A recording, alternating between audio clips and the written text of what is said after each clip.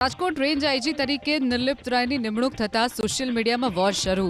Nikhil દોંગાએ social મીડિયામાં post કરી આરોપ લગાવ્યો કે ગોંડલના બાહુબલી નેતાએ આઈપીએસ નિર્લિપ્ત રાયની બદલી રોકવા પ્રયાસ કર્યો હતો। જો કે ખુદ જયરાજસિંહ જાડેજાએ પોતાનું નિવેદન મીડિયા સમક્ષ આપ્યું। કહ્યું કે મેં પોતે જ ગૃહમંત્રી પાસે કડક અને નિષ્પક્ષ અધિકારીની માંગણી કરી હતી। અત્યારે ચૂંટણીનો સમય છે, ઘણા આરોપ પ્રત્યારોપ થતા હોય છે। હાલમાં જ રાજકોટ રેન્જ આઈજી તરીકે નિર્લિપ્ત રાય સાહેબની જે નિમણૂક થઈ છે તેને હું આવકારું છું।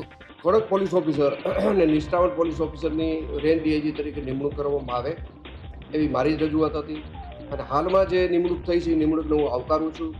દિલદીપ રાયને જે રેન્જ ડીઆઈજી તરીકે નિમણૂક કરી છે એને હું આવકારું છું। રાજકોટ રેન્જ આઈજી તરીકે નિર્લિપ્ત રાયની નિમણૂક થતા સોશિયલ મીડિયામાં વોર શરૂ।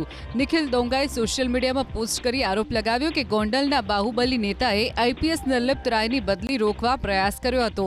જો કે ખુદ જયરાજસિંહ જાડેજાએ પોતાનું નિવેદન મીડિયા સમક્ષ આપ્યું। કહ્યું કે મેં પોતે જ ગૃહમંત્રી પાસે કડક અને નિષ્પક્ષ અધિકારીની માંગણી કરી હતી। અત્યારે ચૂંટણીનો સમય છે, ઘણા આરોપ પ્રત્યારોપ થતા હોય છે। હાલમાં જ રાજકોટ રેન્જ આઈજી તરીકે નિર્લિપ્ત રાય સાહેબની જે નિમણૂક થઈ છે તેને હું આવકારું છું। કડક પોલીસ ઓફિસર અને નિષ્ઠાવાન પોલીસ ઓફિસરની રેન્જ ડીઆઈજી તરીકે નિમણૂક કરવામાં આવે એવી મારી જ રજૂઆત હતી અને હાલમાં જે નિમણૂક થઈ છે એ નિમણૂકને હું આવકારું છું। દિલદીપ રાયને જે રેન્જ ડીઆઈજી તરીકે નિમણૂક કરી છે એને હું આવકારું છું।